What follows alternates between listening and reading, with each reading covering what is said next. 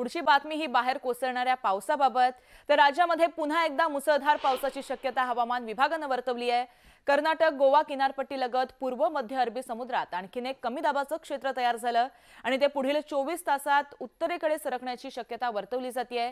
त्यामुळे या आठवड्यामध्ये कोकण, गोवा, मध्य महाराष्ट्र यामध्ये मुसळधार पाऊस पडण्याची शक्यता वर्तवली गेली आहे। तर मध्य महाराष्ट्रामध्ये 24 ते 26 ऑगस्ट, विदर्भ आणि मराठवाड्यात 24 ते 25 ऑगस्ट दरम्यान मुसळधार पाऊस पडण्याचा अंदाज हवामान विभागाने वर्तवलाय।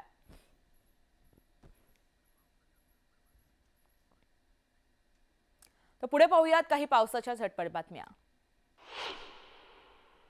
गेल्या काही दिवसांपासून पावसाने विश्रांती घेतली आहे, मात्र आजपासून पुढील 2 दिवस मुंबईत मुसळधार ते अतिमुसळधार पाऊस कोसळण्याचा अंदाज हवामान विभागाने वर्तवला आहे।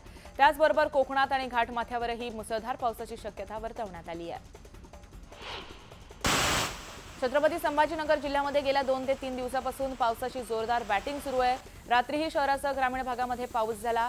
या पावसामुळे नदी नाले आणि पाझर तलाव यांच्या पाणीपातळीत वाढ झाली आहे, तर काही तलाव तुडुंब भरले असल्याने शेतकरी वर्गामध्ये आनंदाचे वातावरण आहे।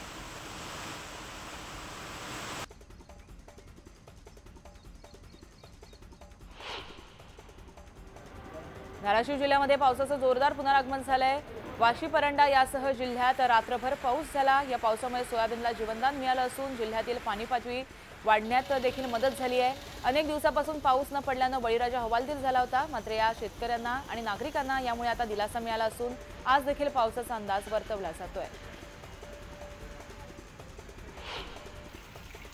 बुलढाण्याच्या खामगाव, नांदुरा भागामध्ये जोरदार पाऊस बरसला।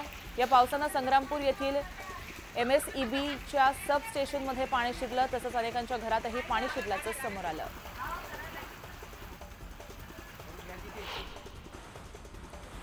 शहापूरमध्ये विजांच्या कडकडाटासह जोरदार पावसाने हजेरी लावली। त्यामुळे गेले काही दिवस उकाड्याने हैराण झालेल्या नागरिकांना दिलासा मिळाला।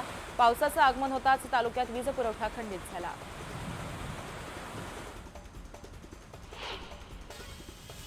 चंद्रपुरात मुसळधार पावसाने हजेरी लावली आहे। ऐन संध्याकाळी आलेल्या या पावसामुळे वाहतूक मंदावली होती। अचानक आलेल्या पावसाने नागरिकांची त्रेधा तिरपीट उडाल्याचं पाहायला मिळालं।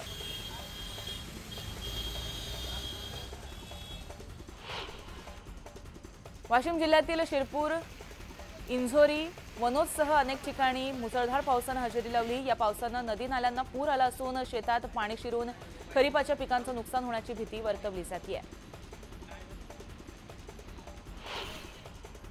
सातपुडा पर्वतरांगेमध्ये होत असलेल्या पावसाने रावेर तालुक्यातील सुकी नदीला मोठा पूर आला आहे। त्यामुळे नदीवरील पूल पाण्याखाली गेला असून पुलाची उंची वाढवण्याची मागणी करण्यात येते आहे। धुळे जिल्ह्यात सलग दुसऱ्या दिवशी अनेक भागांना दमदार पावसाने झोडपून काढलंय। पाणीपातळीत वाढ झाल्याने अक्कलपाडा धरणातून पांझरा नदी पात्रामध्ये पाणी सोडण्यात आलं। दमदार पावसाने धुळेवासियांना दिलासा मिळाला आहे। नाशिकच्या त्र्यंबकेश्वरमध्ये गेल्या मुसळधार पावसाने हजेरी लावली आहे। त्यामुळे शहरातील काही भागामध्ये पाणी साचायला सुरुवात झाली आहे। मुसळधार पाऊस आणि साचलेल्या पाण्याने त्र्यंबकेश्वरमध्ये आलेल्या भाविकांना याचा फटका बसला आहे।